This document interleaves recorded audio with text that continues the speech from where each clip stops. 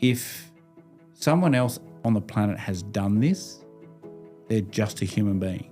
And they just got up in the morning and decided they wanted to do this. Whether that be running a marathon or climbing a mountain or starting a business or whatever, they just made a whole lot of hard decisions. I love that idea of if you say yes to something, what are you saying no to? Yeah. At 20, you spend most of your time worrying about what people think about you. 40s and 50s, you decide you don't care what people think about you. And then you get into your 60s apparently and you work out that nobody was ever thinking about you. If you can grasp that concept, it's such a relieving idea. Two things that are illogical but very human.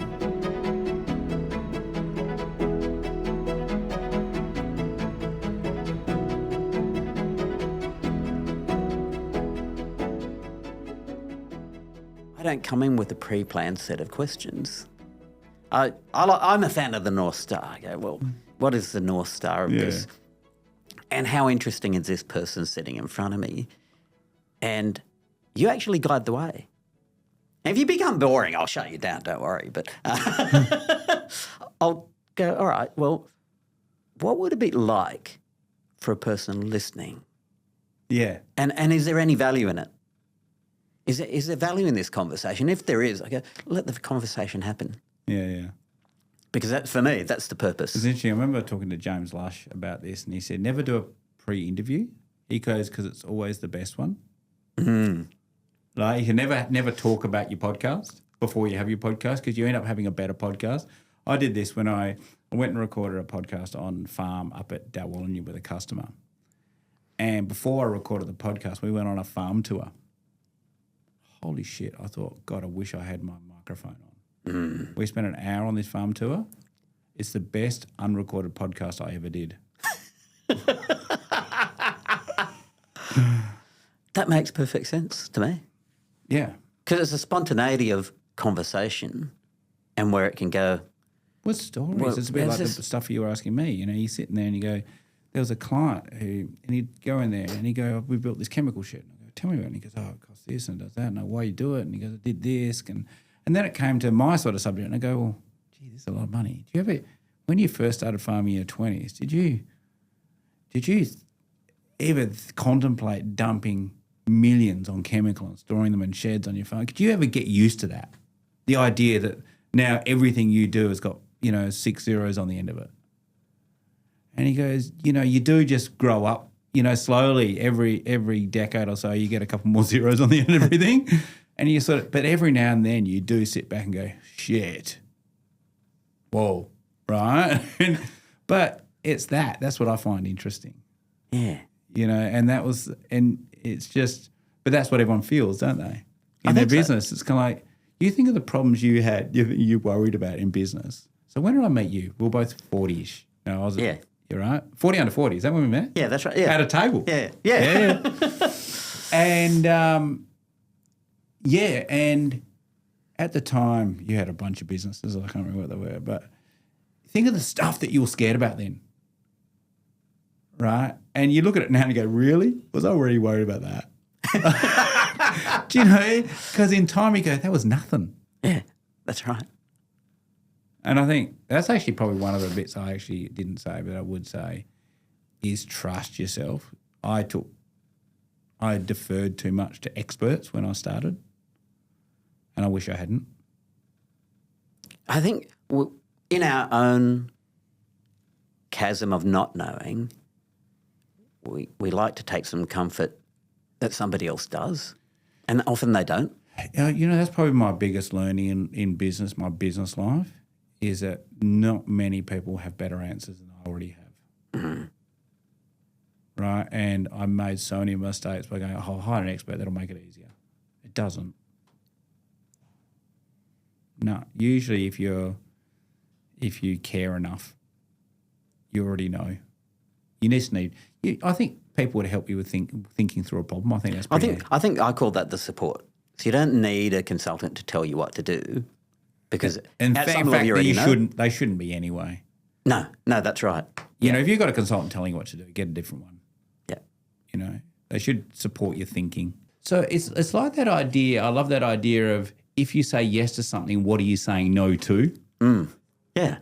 You know, and most people don't think of it like that. I've just said by watching whatever, this really shit show on Netflix, I've actually said no to a 1,000 other things I could have done with that hour. Yep. Right? Now, it might be the best thing you can do for your hour because you're exhausted and that's a choice, though. But consciously, how are you thinking about the use of your time, right? But it is consciously choosing. Yeah. Isn't it? Like it's choosing. And I think that's the difference. It's deliberately choosing your time is a lot. So it's not judging. Yeah, because sometimes you go, no, I'm tired. I'm over serious shit. I just want to drink beer and watch shit. You know, like, that's true, though. And that's cool. Yeah. But as long as you've deliberately chosen to do that you're just not sitting there because you know you should be doing something else, but I know you're procrastinating. I'm not going to. Well, you just, I'm going to do I'll do it tomorrow. Yeah. Yeah. So yeah, I know it's. I know that's. I think that living deliberately is actually some of the hard stuff. I wonder if it's hard. I think about this, and I've noticed with myself as I've gotten older, I've become incredibly brutal with my time and the use of it, whether it's considered wasting my time or not, but it's my choice. And when I was thinking about it, maybe I overthink these things, but I did think about it, and I'm not scared of death at all. But I'm aware, acutely aware, that there are only a limited number of hours left in my life. And how am I choosing to use them? Yeah, and I think that and also there's this thing that's funny, but it's also like a lot of funny things that's true. At 20, you spend most of your time worrying about what people think about you. In your 40s, your 40s and 50s, you decide you don't care what people think about you, and then you get into your 60s apparently, and you work out that nobody was ever thinking about you. I reckon I feel pretty good right now, David, because I reckon I'm 2 years ahead of my time. Not 60 yet, but I already thought, nobody cares. They don't. They'll have an opinion, but they don't care. It's like social media. Everyone has an opinion, but no one cares. Yeah. They don't really give a shit. I reckon that's if you can grasp that concept, it's such a relieving idea. But isn't it ingrained in our human, I always think about this, there's two things that are illogical but very human. One is the fear of death, right?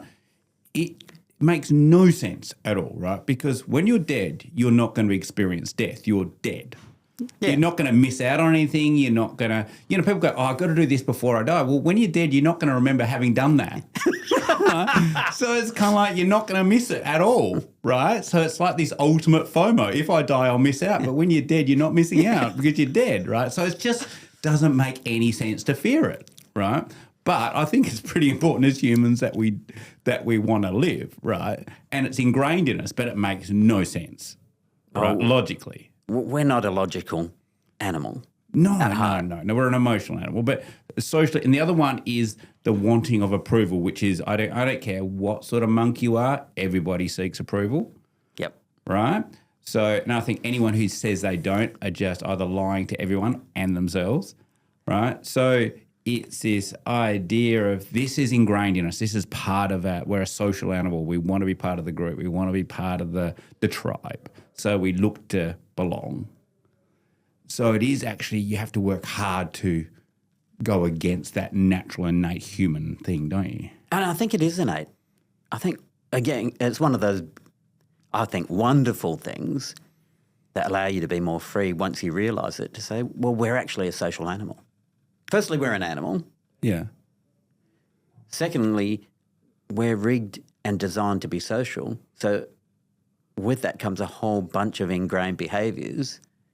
And also compromises. As soon as you become intolerant, you almost go against your innate nature, right? So if you're a social animal and you become intolerant to the point where you want to live alone and not be social, because, at the end of the day, humans are fucking annoying.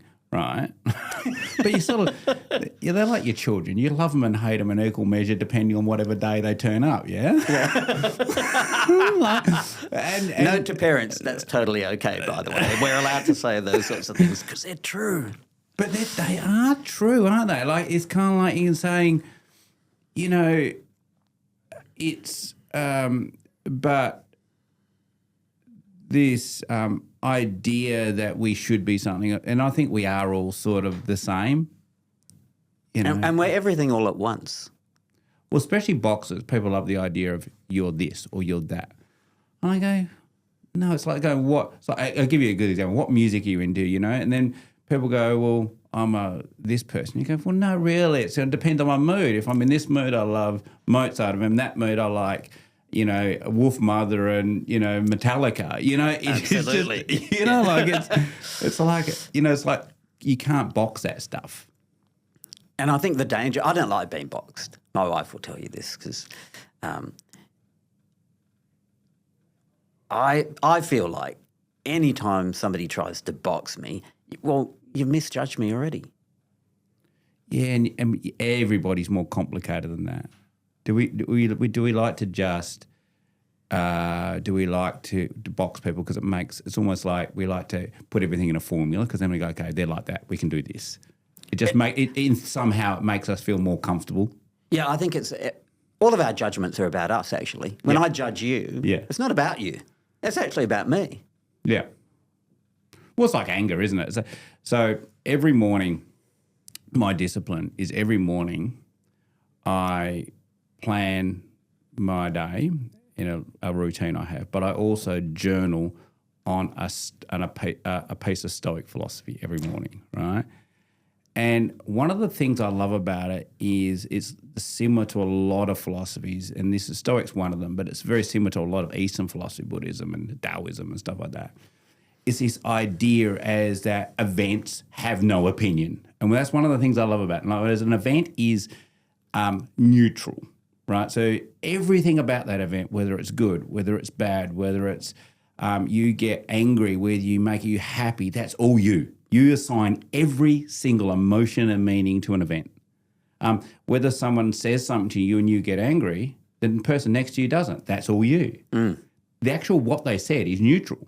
You have taken it on as an offence or happy or what. And I think as soon as you realise that every single reaction is your, you know, so what does that say about me? Oh, Hanif said something and that made me angry. Why? And as soon as you stop and go, why did that make me angry? What am I scared of? Or what am I, you know? Because, and also that you're dealing with your own shit. Yeah? And, you know, would it be better to respond with what's wrong rather than anger? Because if you're going off, instead of going, well, God, Hanif's being an asshole today, it's about saying, well, what's wrong with Hanif? Is he okay? But that's hard. David, it came to my attention yesterday that the Dalai Lama is looking for his next successor. I'm just saying, man, you would look great in orange and we could shave your head. My wife reckons I look shit in orange. I think she would say that about you in any colour, frankly, but and I love Nat.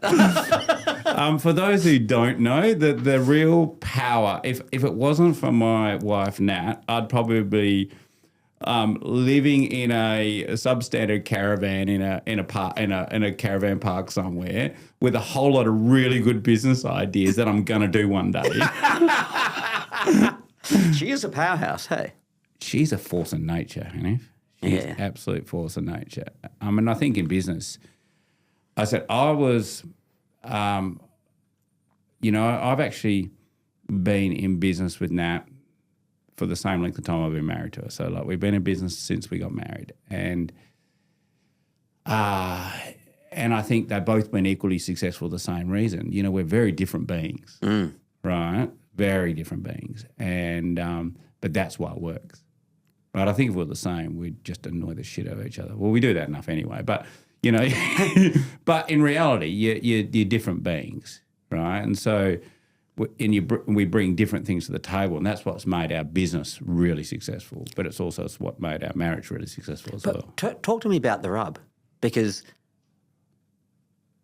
in my imagination, if you get two different beings going on a journey together, especially for a long journey, there's going to be a rub because you are different, and that could be a strength.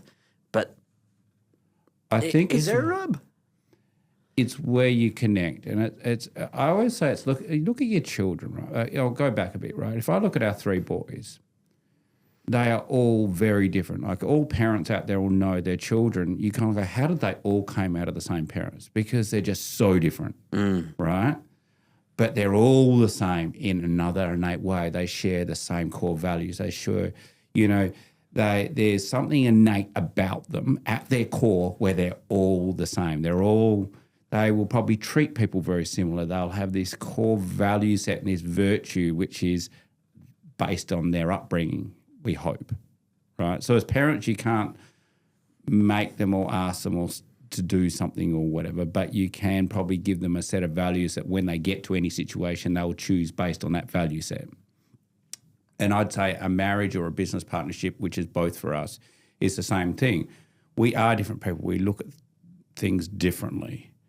But our where we want to go, our core value set as a couple, our what we expect of people, what we expect of each other is the same, right? So, and it's also being both humble enough to allow the other person to be the expert at what they're at. So in our company, we are actually listed as joint CEO.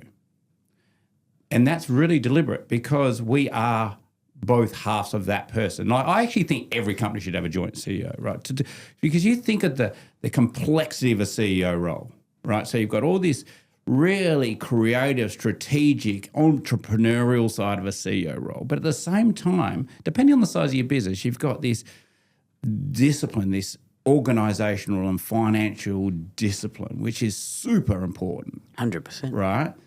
Now, to be both is a unicorn, right? I design financial systems, but I'm not innately disciplined enough to sit there and care to, like Nat can scan through 5 pages of data and find errors and love it, right? Okay, give me a chart, right? So, but that's important. Right, that core financial discipline is just, it's not even a negotiable. It's just it. If I looked at any successful business, they all have core. They have not the ones who've been just lucky, but the ones that are good. Have really strong financial. They have managed. They don't just, for example, do accounting for tax. They do management accounting. They record details. Right, they build cash flows. They check those cash flows monthly. They don't pay more interest on invoices than they have to because they've worked out their cash flow. And that does a lot of heavy lifting, which allows someone like me, an entrepreneur, you get more headroom in borrowing. You make more money, so therefore you can invest more. And it's like a platform that the business can launch on. If you don't have a strong financial platform and a strong set of disciplines and rhythms around finance, you can't do that entrepreneurial stuff. It's just not possible. Well, the risk of doing it is far higher than what you might imagine, and your potential for collapse is pretty huge, isn't it, if you don't have it? Oh, massive. And I reckon, I'm in the tech space. And do you know what? There's a really good one. I got this from, can't remember who I got this from. Maybe one of Shane Parrish's podcasts. And I go, how do you get excellence? And he goes, whenever someone brings me something, I go, Hanif, is this the best you can do? And the answer is always no. I go, well, go do your best then. Right? And then they come back and I go, is this still the best you can do? And they go, I can do better. And he goes, and then when they come back and I say, is this the best you can do? They go, yep, it is the best they can do. Right? And he goes, that's it. I don't sit there, I don't pick through it, I don't mark it up, I don't do anything. I just ask them, are they proud of the work they've done? And most people aren't. Their first draft, they just kind of like, yeah, here you go. So, and I love that. I've got to do it more of it. I'm not good at it. I'm too nice. That's my core weakness. Being too nice. Oh, I see the possibility in everybody. I want people to be better than they are. Right? I look at everybody and go, wow, you could be amazing. Right? Because I just look at them and go, oh, imagine if you just got out of your own way. Right? And then I want them to be that way. And when they're not, what I should do is go, I should actually demand, I'm getting better with age. I should just go, you're better than this, do better. And I think in the past I've sort of forgiven their sins. I've hoped that they should be better. I would just go, why aren't you better? I want you to be better. You could be better. You're not better. Why don't you care enough? And I just get frustrated with them, and I probably wouldn't do it. So I'd be a bad manager because I wouldn't tell them. And that's where Nat is a rock star. She just expects this, and if you don't do it, she goes, no, I expect this. Really good. And I've learned a lot from her.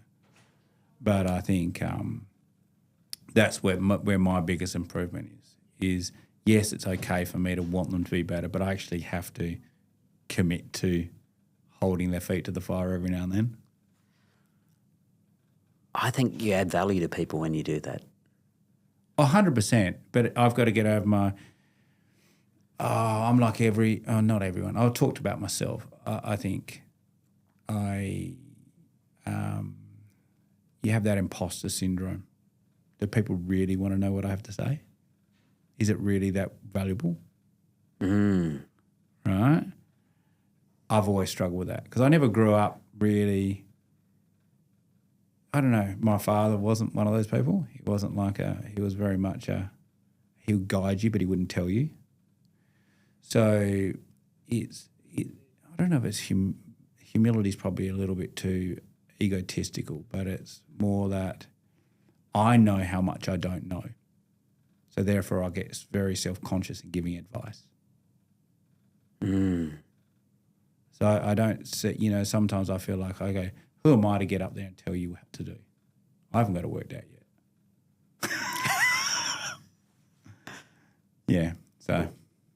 You could offer an opinion though, just as a thought I think bubble. maybe that's framing it, isn't it now? You get to the point now where you go, okay, based on what I know now, this is how I think it. Or this is what I've found in the past works. Or you've got to, and I think this is where humility and knowledge comes in, is don't say you know. You go, okay, this is what I understand at the moment, but it might change. All right? The framing is so important. I've learnt to do this. I'm not a natural at it, or wasn't, I think. I've learnt to do it, and I'm genuine about it. Some things I do know. Look, I've seen this 100 times before. Likely, it's going to end up here, right? It's a bit like the cash flow stuff. There's some that's just... You just know. You do know. You do know, right? Yeah, some of it you've got to be able to I can be bullshit like I was on stuff like that. Yep. But when it comes to... I think it's more the human parts. The actual... I see most people get in their own way because they're in their own heads about something. And it might be work-related, it might not be. Or they don't trust themselves, or they don't have confidence in themselves. There's all that human-y stuff that people get in their own way about. I think most people can learn something. That's another thing I always say to my boys about that, actually. I said, you can remember that if someone else on the planet has done this, they're just a human being. And they just got up in the morning and decided they wanted to do this. And they did it, whether that be running a marathon or climbing a mountain or starting a business or whatever. They just made a whole lot of hard decisions and said no to a lot of things to do that. Like if you're an Olympian, you could probably be Olympian if you committed like that Olympian did. If you turned up to the training, you said no to going out. They made a lot of brutal choices. If you make those choices too, you could probably be that person too, but you're just not willing to make those choices or those sacrifices. Yep. And that's okay. You don't have to. But you can't say I want to be like that, but I don't want to do the work and I don't want to make the sacrifice. You can't have both. I learned something about myself probably a decade ago when I was thinking about what I wanted and what I thought I wanted when I was younger and why it never happened. And the brutal truth of it is I actually didn't want it. That's probably true too. I didn't want it because I'm an action person. If I want something, I've got a track record of if I want something, I'll go and do it, and all the sacrifices are made, or I make choices that get me there anyway. But for those things that I said to myself, I want that, and it didn't turn out, I unpacked that out of curiosity. And the truth is, I actually didn't want it. I may not have known I didn't want it. It's like self-sabotage in a way, isn't it? Yeah. Yeah. Or you're scared of what's on the other side, right? I think this probably could argue to all of us, even with our whatever economic status we sit in as a community. So everyone grow up in a different world. Most people, I think, in general, stay within the same band as they grew up in. A lot of the times, not always, but generally there is social mobility. And I reckon sometimes that's because I'm comfortable here, and I don't know what's on either side of that. I don't want to. Let's say you're some sort of average middle class person, right? You don't want to have less than that because you're scared of the uncomfortable things that are associated with. But if you're there, that's just your world. Yep. But I also think you're scared of wealth because there's a whole world there you don't get or understand, or you're scared of the responsibility or I don't know what it is. I think people are, and I would say myself as well. I'm probably more scared of success than I am of failure. Because failure is almost like I know I can grind that out. I know what to do. Success, I don't know what to do. It's like what a funny paradigm that is. But it's almost like, I know that if I fall over, I can get up and I can fix it. I just know how to do that. In business, I've been in the fetal position that many times. I know how to grind that one out, But if my business suddenly trebled in size, that's a whole different beast, right? You've got hundreds of employees. You've got all these different pressures. So how do you feel right now saying that? What are the feelings you're experiencing right now when you're saying that? If it grew 3 times. I know, okay, so I know I'd do it because I've done it already. But it's good to, I suppose it's good to just say that I'm scared of it. Is it good to say that, or how do you feel about it? Do you feel scared?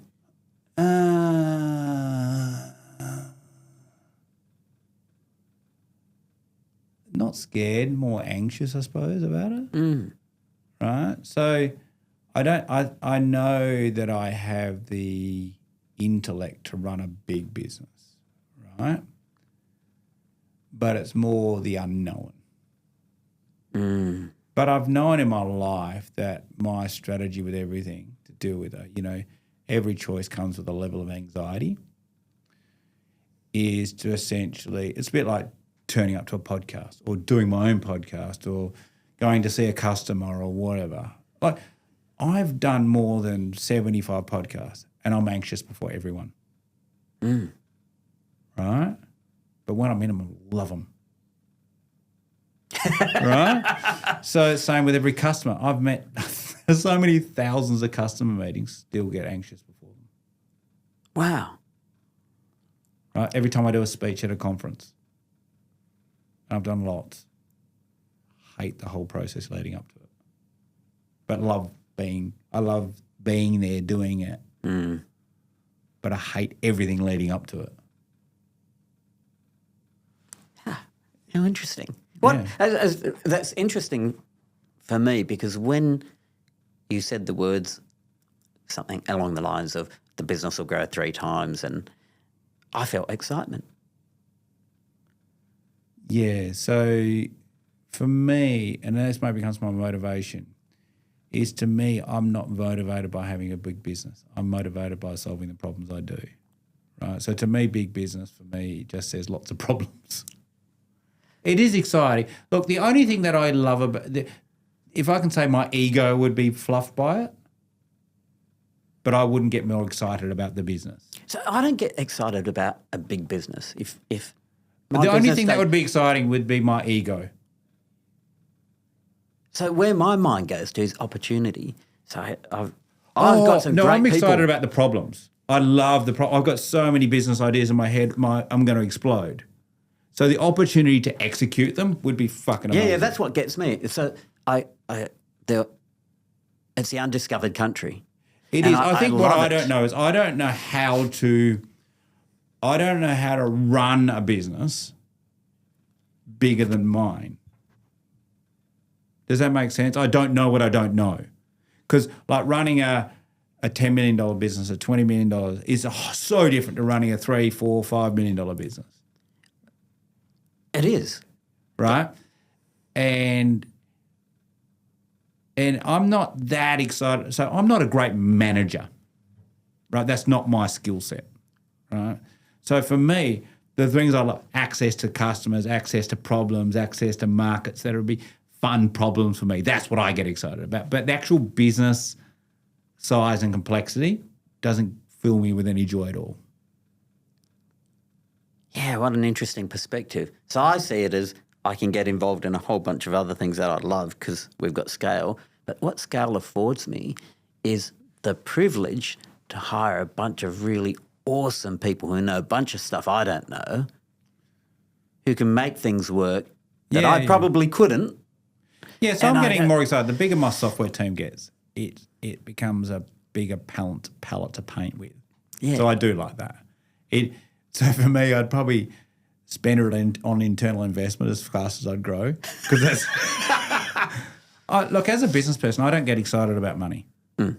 It doesn't push my buttons at any way at all. Right? I do get excited. I like to have more cash in the bank than not because otherwise that's scary.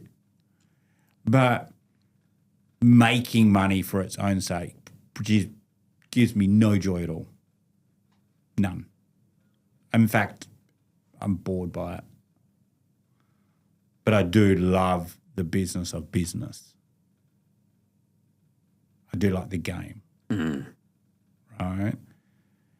And I do like money so I can do what we want to do.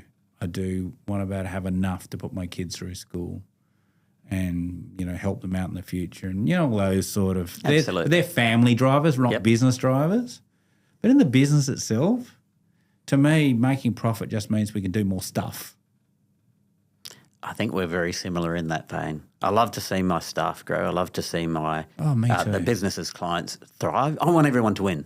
That's my thing at heart. That's where we share, yeah. Yeah, I just want everyone to win.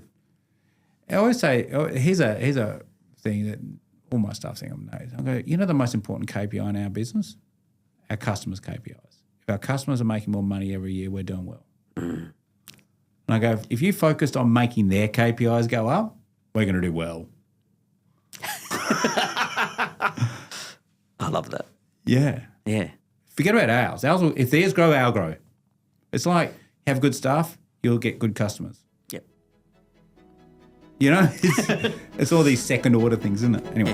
Yeah. All right. Talking too much. Thanks. All right. Thanks, mate.